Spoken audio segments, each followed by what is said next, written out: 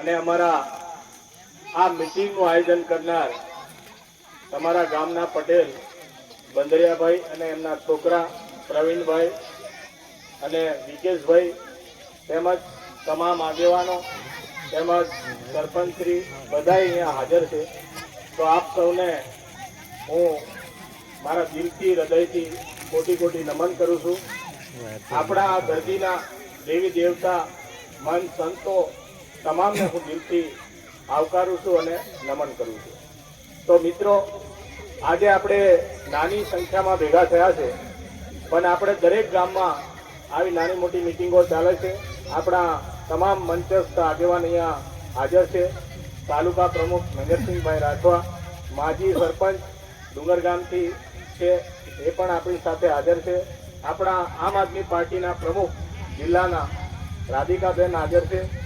અમારી બાજુમાં બેઠેલા અમારા સિનિયર કાર્યકર એવા નગીનભાઈ, સરપંચશ્રી, વડીલો, મહંત સંતો અને અમારા પટેલ તેમજ અમારી સામે બેઠેલા તમે બધા વડીલો, આગેવાનો અને મારા આ ભવિષ્ય સામે જે બેઠું છે બાળકો, મહિલાઓ, બહેનો, ભાઈઓ તમામને હું દિલથી આવકારું છું.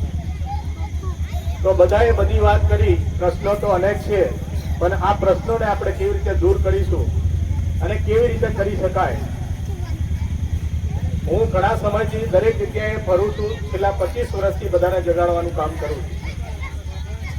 નેતાગીરી અને પાર્ટી તો સાઈડ પર છે. આમ આદમી પાર્ટી અત્યારે આપણી પાસે સારો એક વિકલ્પ છે. તો એમાં સામેલ થઈને આપણે બધાએ બદલવા માટેનો પ્રયત્ન કરીએ. માત્ર આપણે આપણું ઘર બદલાય, મારો પરિવાર બદલાય કે તમારો પરિવાર બદલાય, એમાં આપણું કશું ભલું થવાનું નથી. આપણે સામાજિક દ્રષ્ટિમાં અને રાજકીય દ્રષ્ટિમાં બે બાજુ જોઈએ તો જ્યાં સુધી આપણે સમાજ અને રાજનીતિ બે સાથે સમન્વયમાં આપણે કોઈ પ્રકારે આપણે બધા જોડાયેલા છે. વર્ષો પહેલા આપણે કોંગ્રેસને વોટ આપ્યો, અત્યારે 30 વર્ષથી છેલ્લા ઘણા ખોબલે વોટ આપણે ભાજપને પણ આપ્યા. અને ગઈ વિધાનસભાની ચૂંટણી દરમિયાન આપણા બેન રાધિકાબેન ઉભા રહ્યા હતા આમ આદમી પાર્ટીમાં, ત્યારે પણ તમે સારો એવો સહકાર આપ્યો છે અને સારો સાથ સહકાર સાથે સારા વોટ પણ આપ્યા. તો આ બધી બાબતો એમાં થોડા આપણે પાછા પડ્યા છે. એ આપણી મહેનતમાં કમી હોય કે આપણી સમજમાં કમી હોય કે આપણું કોઈ પણ કારણ હોઈ શકે છે, અથવા તો બધા વડીલ મિત્રોને આપણે જોડી નહીં શક્યા હોય, અથવા તો મહિલાઓની ભાગીદારી થોડી ઓછી પડી હોય, અથવા તો આપણે આગેવાનો કદાચ સમજ્યા ના સમજ્યા, અથવા કોઈ પાર્ટી સાથે જોડાયેલા હશે એ વખતે આપણે કદાચ ના પણ છૂટા થયા, એવું પણ બને. તો અત્યારે આપણે તાલુકા જિલ્લાની ચૂંટણી આવે છે, તો હવે આપણે એવો એક નિર્ણય કરીએ કે આપણે બદલવું છે તો પછી 100% બદલવું છે. એ પાયામાંથી બદલવું પડે. પાયો મજબૂત ના હોય તો ઇમારત ચણી ના શકાય.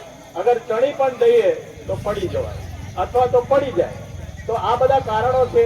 આપણી સામે ઘણા બધા કારણો છે, ઘણા બધા મુદ્દાઓ છે, અને અગાઉના નેતાઓ ઘણી બધી ભૂલો પણ કરી છે. અને તમને અને અમને કોઈને પણ 100% સાચી માહિતી રાજકારણની આપી નહીં. માટે આપણે બધા પાછળ છીએ. આપણે આદિવાસી વિસ્તાર છે, આપણે બધા આદિવાસી છીએ. આપણી ગ્રાન્ટો કરોડો અબજો રૂપિયા આવે છે. નેતાઓને પોતાનું ઘરબાર સુગડ થઈ જાય, બંગલા ગાડી એસો આરામ થઈ જાય, તો નાના માણસોને કોઈ પૂછતા નથી.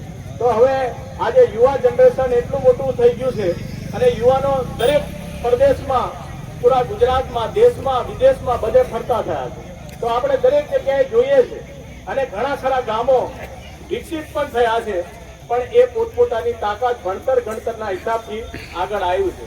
હું રૂમડિયા ગામનો વતની છું. મારું નામ છે રમણભાઈ રાઠવા. અમારા પરિવારમાં અમારા મા બાપ સિવાય કોઈ અભણ નથી. અમે બી ખૂબ ભણ્યા છે, ઘણા બધા મોટી મોટી નોકરીઓમાં પણ છે. પરંતુ આપણે એ વસ્તુને સમજવાથી કે મારો પોતાનો કે પરિવારનો સુખ સંપન્ન થઈ જાવ, તેમાં મારું પોતાનું એટલું થાય પણ પ્રજાનું શું. એટલા માટે છેલ્લા 25 વર્ષથી આ કામ કરીએ છીએ.